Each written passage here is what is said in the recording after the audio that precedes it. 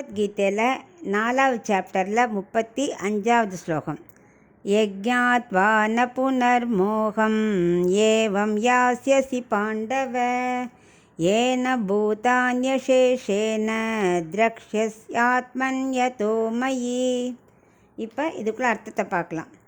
கண்ணன் அர்ஜுனன்ட்ட இந்த முந்தின ஸ்லோகத்தை சொன்னார் இல்லையா, நித்திய நைமித்திய கர்மா பண்ண பண்ண பண்ண பண்ண கர்மம் கர்மயோகம் ஆகிடும். அப்புறம் ஆச்சாரியர்கிட்ட போய் அவரோட உபதேசத்தை கேட்டு ஞானம் பெற்றாக்க நமக்கு நல்ல ஞானம் கிடச்சி ஆத்ம சாட்சா்காரம் கிடைக்கும்னு சொன்னார் இல்லையா. இப்போ அதை பற்றியாக சொல்லிகிட்டு இருக்கார். அதை மாதிரி ஆத்ம சாட்சா்காரம் கிடச்சதுன்னா என்ன ஆகும் அப்படிங்கிறத பற்றி சொல்லிகிட்டு இருக்கார்.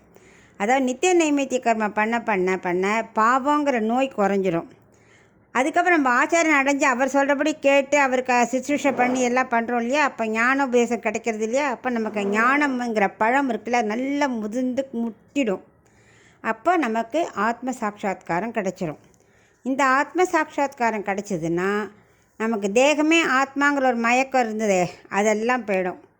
நம்ம எல்லாரோட பார்வையுமே கம்ப்ளீட்டாக மாறிடும். ஒவ்வொருத்தரும் எல்லா ஜீவனுக்குள்ளேயும் ஒரே ஆத்மா தான் இருக்குது, அந்த ஆத்மாக்குள்ளே பரமாத்மா இருக்கார் அப்படிங்கிற ஒரு ஞானம் கிடச்சிரும். அந்த ஞானம் கிடச்ச வர பாவங்களை அத்தனையும் நம்மளை எரிச்சிடும். பாவங்களே இருக்காது நமக்கு. அதனால் எப்படி இருக்குன்னா, இப்போ ஸ்கூலில் குழந்தைகள் இருக்கா, வித்தியாசமாக தான் மார்க் வாங்குவோம். எல்லோரும் 95 100ன்னு வாங்கிட்டா அதில் டிஃப்ரென்ஸ் இருக்குமா? நம்ம எல்லோரையும் ஒரே மாதிரி தானே பார்ப்போம்.